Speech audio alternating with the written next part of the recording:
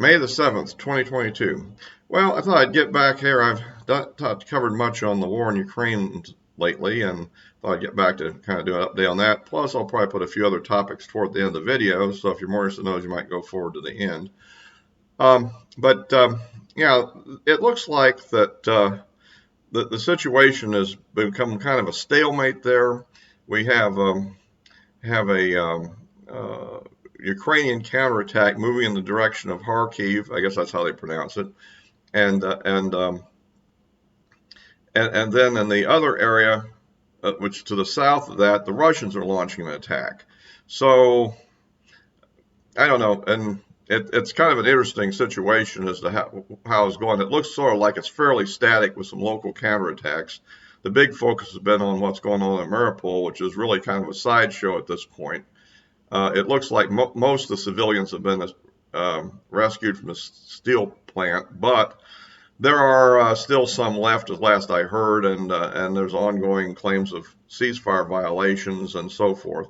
You definitely think you got two enemies that really don't like each other very much there, don't you? But anyhow, so that's kind of it. But it doesn't look like that the big Russian offensive really led to much, largely because of the fact that it was rainy and the armored vehicles couldn't move effectively off-road. And on-road, they're subjected to ambushes and attacks pretty readily. So since their positions are much more easy to locate. And I think that's why not much has happened. Although I did see a video report from a Ukrainian that was out in the field and saying, well, it hasn't rained much lately, and now the ground is hard and dried up, and vehicles can move over it. So in the days ahead, it'll be interesting to see if anything comes of that or not. We have all kinds of reports on this, and so we'll see what transpires. If you like these videos, please give me a like, subscribe.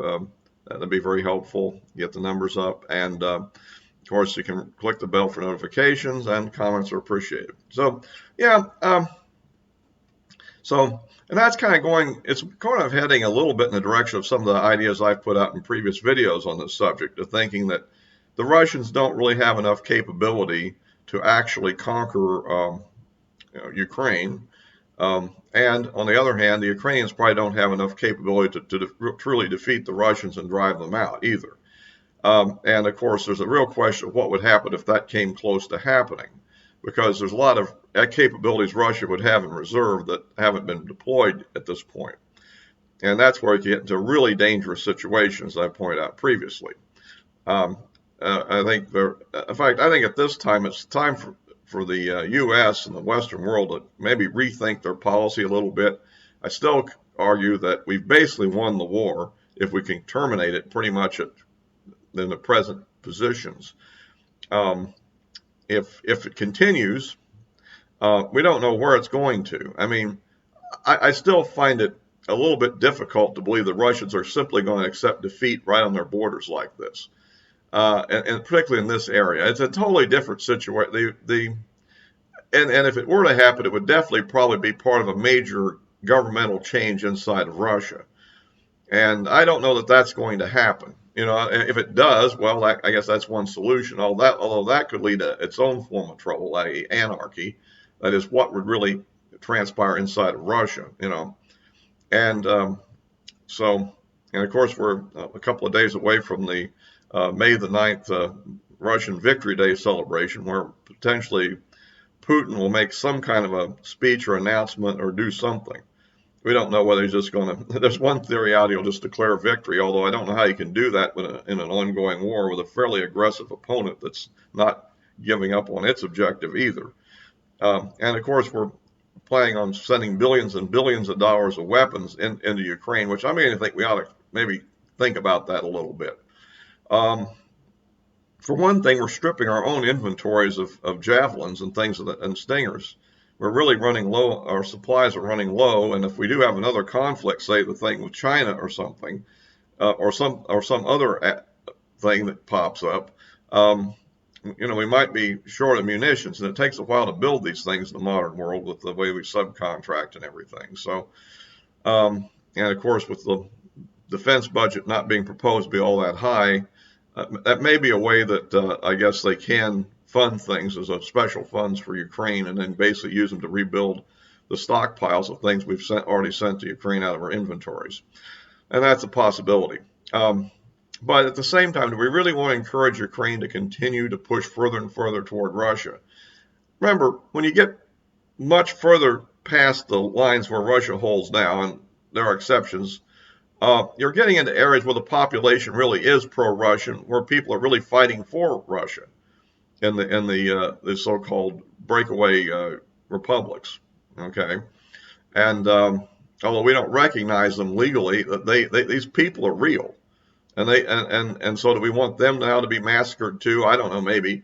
I mean, one thing is what the Russians do is one thing, but what we're backing is another thing. And we always know that when Russians go to war, they kind of go to war in a kind of a vicious attitude. And, well, I mean, that's the way it's always been. I mean, look at what happened in World War II when they went into Germany. I mean, there was a lot of bad stuff happened there.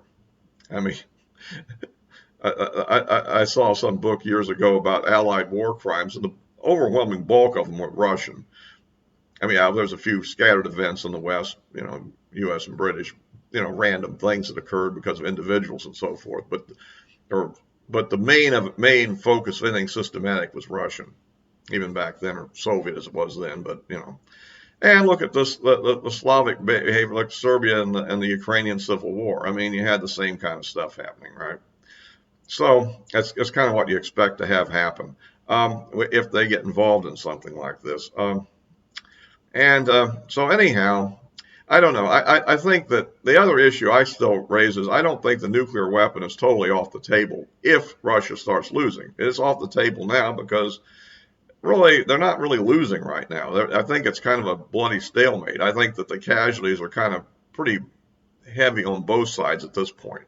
And the more the Ukrainians try to attack, I think the more they'll suffer a lot of casualties too. Once you get out in the open and move toward the other side through their artillery fire, through their anti-tank weapons, through their tank guns, they're going to see a lot of losses there as well. So it's, it's kind of one of those sort of situations.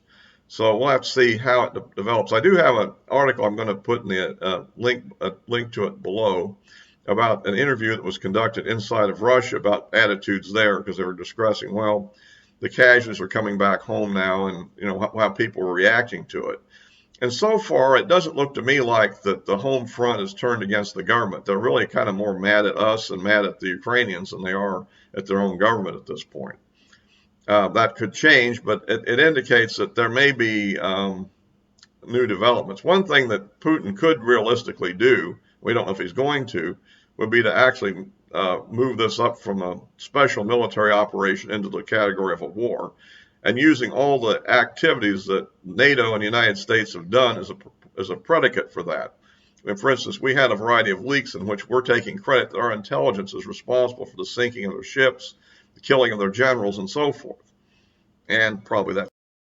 And so now that that's out in the open, and there's even been claims of major U.S. publications like the New York Times claiming this, Russia can seize upon this and say, see, we're really at war with NATO, and this is just a proxy war, and therefore that legitimizes a greater mobilization of their capability and their reserves in order to both replenish losses they have had in the war and also increase capability to deal with the oncoming development as the next, $20 billion worth of weapons roll into the countryside.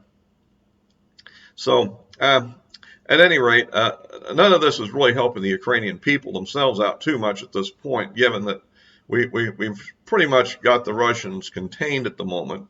It doesn't look like there's much likelihood they're going to actually, advance too much beyond maybe the areas in the east, and that'll probably seesaw.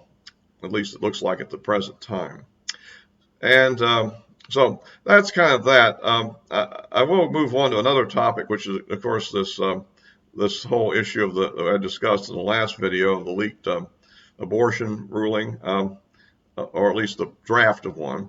And now we're having a lot of massive, the pro-abortion folks are really kind of going bonkers on this subject, which is kind of, in a lot of ways, I think in the short run may give them a minor political advantage, but as it drags on, I think it will be probably their disadvantage, because if they were taking it in a more sober way and just talking about, overturning precedents and things of that sort, they would probably be in better position. But since they're really acting radical and going to go into residential neighborhoods and harass the Supreme Court justices in their homes and things of that sort, you realize other people in those neighborhoods are going to be harassed as well as the Supreme Court justices, probably the most of which disagree with the decision.